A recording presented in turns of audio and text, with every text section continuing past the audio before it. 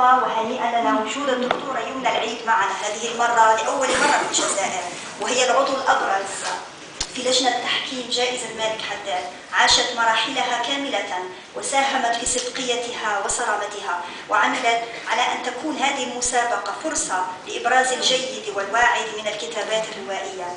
ومنذ ياسمين صالح وإبراهيم سعدي واكبت الدكتورة يمنى العيد مسيرة حافلة بالأسماء التي أخذت الجائزة عن جدارة.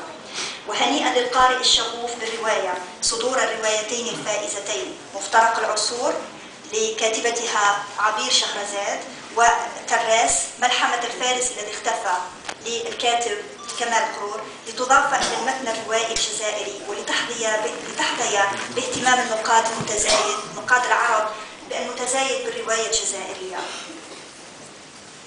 ونرحب بكم جميعا، ونرحب أساسا بالسيدة الروائية الكبيرة أحلام مستغانمي. أحلام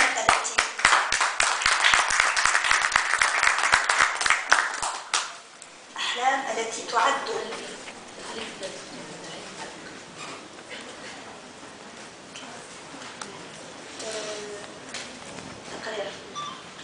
إذن أعطي الآن أو حتى نكشف لكم بالتفصيل عن مجريات هذه الجائزة من ناحية لجنة التحكيم وكيف تم اختيار روايتين هذه السنة. أعطي الكلمة للدكتورة الناقدة الكبيرة دكتورة يمنى العيد لتتلو على مسامعنا تقرير لجنة التحكيم لهذه الدورة. تفضلي دكتورة.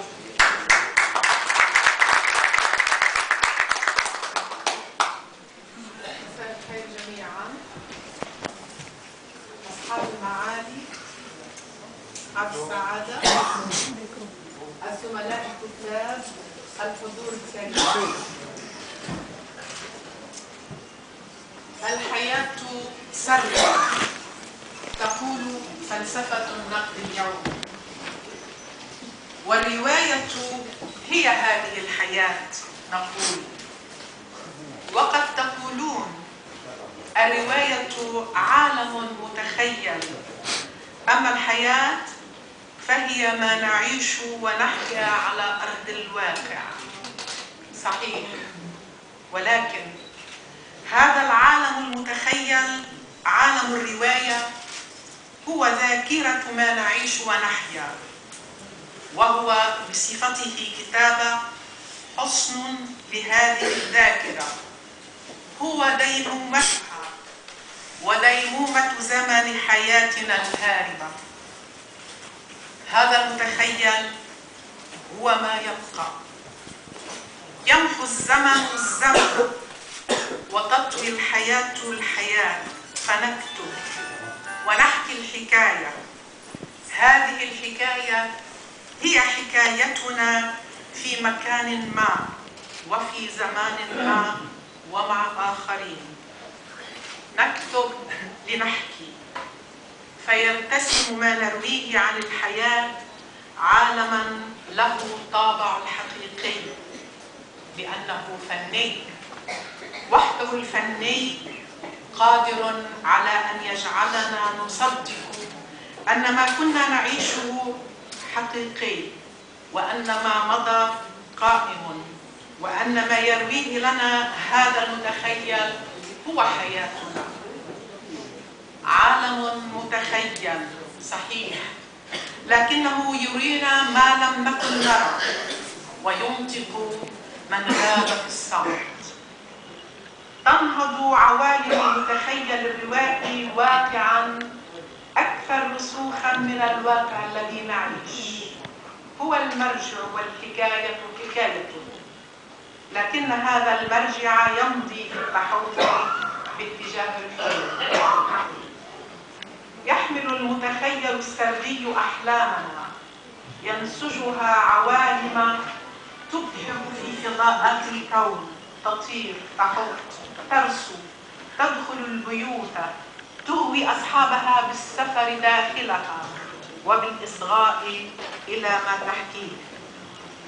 هكذا بدأنا ذات يوم سفرنا داخل عوالم المتخيل السردي الجزائري.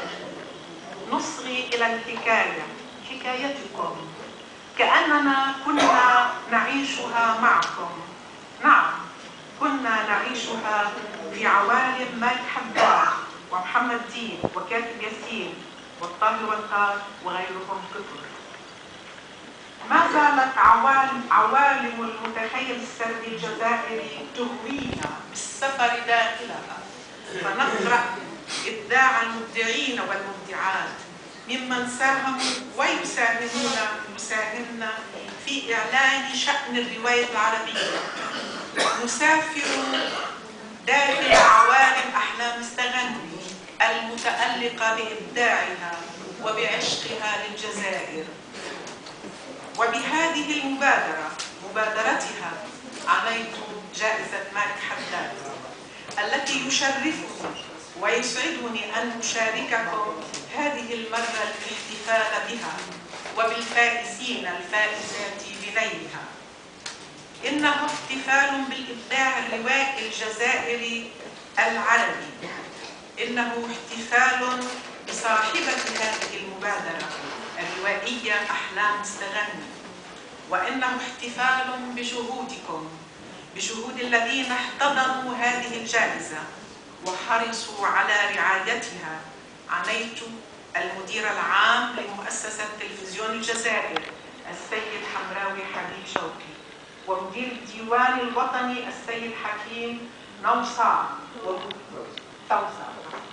ومدير المكتبة الوطنية الروائي أمين الساوي، ورئيسة جمعية الاختلاف الدكتورة آسيا مصاري، ومدير الدار العالمية للعلوم السيد باشا شبارو، وطبعا ودائما السيدة الروائية المبدعة أحلام التغني. فيما يلي سأتلو على حضرتكم تقرير لجنة التحكيم المؤلفة من الروائي والناقد نبيل سليمان ومن الكاتبة والناقدة يونان. بعد قراءة الأعمال الروائية المقدمة لنيل جائزة مالك حداد للرواية الجزائرية المكتوبة باللغة العربية، وبعد دراسة الملاحظات التقييمية الموضوعة لكل رواية من قبل عضوي التحكيم، جرى الاتفاق على منح هذه الجائزة مناصفة للروائي كمال قرور على روايته الدراس ملحمة الفارس الذي اختفى، وللروائية عبير شهرزاد على روايتها مفترق العصور. وقد جاء في التقرير رواية الدراس ملحمة الفارس الذي اختفى للروائي كمال قرور.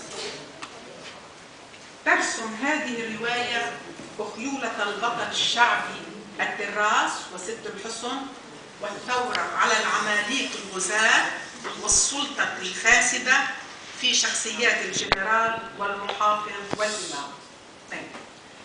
تشغل هذه الرواية عناصر شتى من التراث الشعبي، وهي بذلك تعيد الاعتبار إلى الحكاية الشعبية وإلى البطل الأسطوري من حيث هما قيمة ثقافية تنبذهما سلطة السرد الروائي الحداثي وثقافته. 3. بلغة ممتازة تداخل بين السرد والنثر الشعري، تتنضد الرواية في 19 مقطعا لتأتي في عمارة بهية مرسلة إشاراتها بالمحبة والحرية والتطور ووحدة الأديان والكائنات. طبعا هذا اختصرنا رواية مفترق العصور للروائية عبير شهرزاد. ترسم هذه الرواية ومن منظور نقدي لوحة زاخرة لسنوات الثورة الجزائرية من أجل الاستقلال وصولا إلى الراهن الذي يتتوج بمصرع مختار في العدوان الإسرائيلي على لبنان تموز 2006. وهي من هذا المنظور تتبنى عالما له سمة العدل والاستقامة وتعتبره بديلا للتطرف الديني، وكأن الرواية تنتصر للإيمان بالدين وتنفذ تسييسه. يحفل عالم الرواية بمادة ثرية تشمل بموضوعاتها وعناوينها الحب والزواج والدين والثقافة وهي لهذا تزخر بعدد كبير من الشخصيات المتنوعة في انتماءاتها ورؤاها ومواقفها. وقد تمكنت المؤلفة من التمييز بين هذه الشخصيات ومن منحها طابع الحياة، كما جعلت بعض الشخصيات تمارس أكثر من وظيفة